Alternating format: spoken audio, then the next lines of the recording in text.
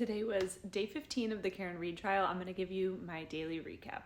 We are finally getting into the meat and potatoes of this case. A lot of people accuse Jen McCabe of being the mastermind behind the whole defense's theory. Today we have Jen McCabe on the stand again, and she is ready for her cross-examination, and that's going to be done by Alan Jackson. This morning started off with Alan Jackson going guns blazing. He really wanted to establish for the jury that John O'Keefe and Karen Read are not a part of the Albert family or the McCabe family, and they are a very close, tight-knit family, and these two people are not a part of that. We start off with the surveillance footage of the Waterfall Bar, basically establishing that Jen McCabe was leaving, and she had said to Karen, "You're coming with me." Jen argues back that she was just saying that because she knows that Matt McCabe talks a lot, her husband, and John was inside with her husband talking still, so she just wanted to get Karen out of there. I took a note this morning that there were about 16 to 20,000 people watching the live feed online Law and Crime Network where I watch it.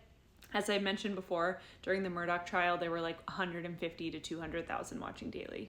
We're getting some questions about Brian Higgins' Jeep and the location of the Jeep because this testimony has changed quite a bit. And Alan Jackson refers to Jen McCabe's grand jury testimony a lot throughout the course of the day. And later on in testimony, she does get really fed up with this, and she just wants to refer to the testimony because her story is evolving.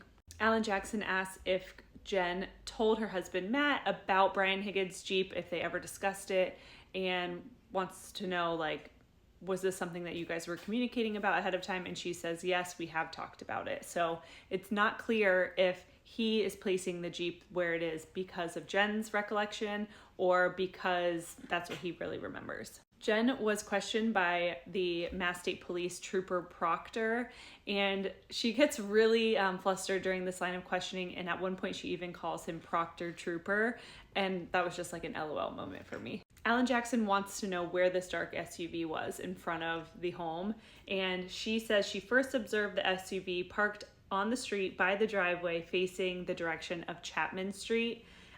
So he shows her the report from when she was questioned by Trooper Proctor, and this is contradicting what she had said to him originally. She's saying that he has an error in the report, and that the Jeep was in front of the mailbox and the SUV was further down. So this is one of those little lies that start to pile up a little bit. Alan Jackson wants to know if Jen has talked to Julie Albert and Chris Albert about this regarding the timeline of events, and because he wants to know, how has this come to your memory? Is it because you've been speaking with other people, or is this what you actually remember? And she says, yes, she has spoken to them at length because of the harassment mostly. But of course, their friend died, and they've been wanting to understand what happened to him and get to the bottom of it. He starts to ask about Life 360, and she originally said in another line of questioning, it works sort of as a GPS for everywhere you go. So she's being questioned about Allie, her daughter's location the night of. It's alleged that Colin got a ride from Allie the night of, and the timeline there kind of doesn't line up. So he asked, did you ever check the Life 360? And she says, no, you just trusted what your daughter said. And she says, yes. The next thing is really a big thing for me.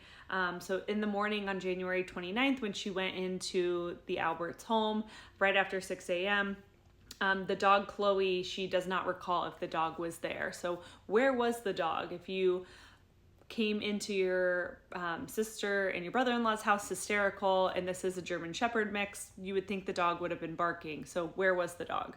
We get into some questioning about Ryan Nagel's vehicle. He is the brother of Julie Nagel, who was the friend that was at the party that night.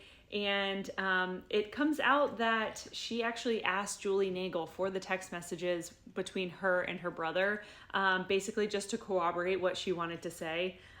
So according to all of this, she texted John as soon as she saw Karen's SUV. That was at 12:27. She said, here, ? But Karen Read actually arrived before Ryan Nagel because Ryan arrived at 12:23 and he saw the SUV. I don't know why the tire tracks are important because I can't really understand what they're saying, but she kept being like, oh, it's like a wavy pattern. There were like a little bit, she says around 12 to 12:30, 12:45-ish, there was just a light dusting of snow. It was starting to accumulate, and they left the house of her sister and brother-in-law around 2 a.m., and she was turned to the back of the car because they drove Julie and Sarah home and her husband was driving, and so she was turned in the back, and Alan Jackson is suggesting that she wasn't looking at the lawn when they pulled away because she didn't want to see what was in the front lawn. She says she didn't see anything and she didn't hear anybody in the car mention that they saw something. They arrived home between 2 and 2:15, she says. She goes upstairs to her bedroom and she gets on her phone. She had asked her husband if he wanted to watch a show and he said no. And Alan Jackson is asking if she uses like Wi-Fi only apps to communicate, like WhatsApp, because that wouldn't show up in a call log. And she said no, she doesn't really even know what he's talking about. She said she did text her sisters and she texted her husband and a friend in a group text. The morning of the 29th testimony, though, is what we're going to get into now. The biggest moment of the day was when Jen was questioned about her 12 statements that she's given. So basically she's been interviewed between the state police and Canton police 12 times, and every single time she has said that Karen said, "Could I have hit him? Did I hit him?" Those were her words in every statement, all 12 of them. But Friday, when she was questioned by Mr. Lally, she said that Karen specifically said, "I hit him, I hit him, I hit him." Which is very different than, "Could I have hit him? Did I hit him?" I screen recorded the 3 minutes of that exchange on the stand today. That will give you like the full clarity. It's in my Instagram stories today if you want to go listen to that. So in the morning, she called her sister, Nicole Albert, at 6:07 a.m. and on her call log, it actually shows that the phone call was answered. She states that she never answered, and then she called her back again at 6:08 a.m. She then called Brian Albert at 6:23, and the record shows that the phone call was not answered. Alan Jackson has the reports from John O'Keefe's cell phone records and from Jen McCabe's cell phone. In comparing these two cell phone records, he is presented with evidence that she has deleted over 20 phone calls from her records. We learned that she made multiple phone calls to John O'Keefe's cell phone up until about 12:50 a.m. On the stand, she's like flailing at this point, and she says she didn't delete any of her cell phone records. She's very confused. She says that before she turned her phone over to the police on February 3rd, possibly, she believes, she asked the officer if she was able to delete personal text messages between her and her daughters, and they said yes, so that's the only thing that she's deleted on her phone. By this point, Mr. Lally has not really been objecting to any of the questions of the day, so it really felt she was like hanging out there by herself. Alan Jackson brings up this group text message between Jen McCabe, Matt McCabe, Nicole Albert, and Brian Albert, and she says, yes, we did have a group text. He wants to prove that she was like conspiring with the group, but she just says, no, we're trying to figure out what was going on. So at this point too, she doesn't have Carrie Roberts' cell phone number. Apparently they were not very close. She gets Carrie Roberts' cell phone number, and Alan Jackson is alleging that she was creating a timeline with Carrie Roberts and reporting it back in the group text. When Carrie Roberts was interviewed by state police, Jen McCabe was present because it was at her house. Alan Jackson knows this because in the group text, Jen McCabe texts everybody and says Carrie's telling them everything with everything in all caps. So she says she wasn't listening to the conversation, but then she's relaying everything back to the group. We learned that before this testimony, she had gone to the DA's office about 3 weeks ago with her daughter Allie, and they basically like prepped her for this. We also learned that shortly after all of the incidents, she went over to Michael Link's home. She like kind of dropped in with Carrie, and then they spoke about what was going on at 34 Fairview too.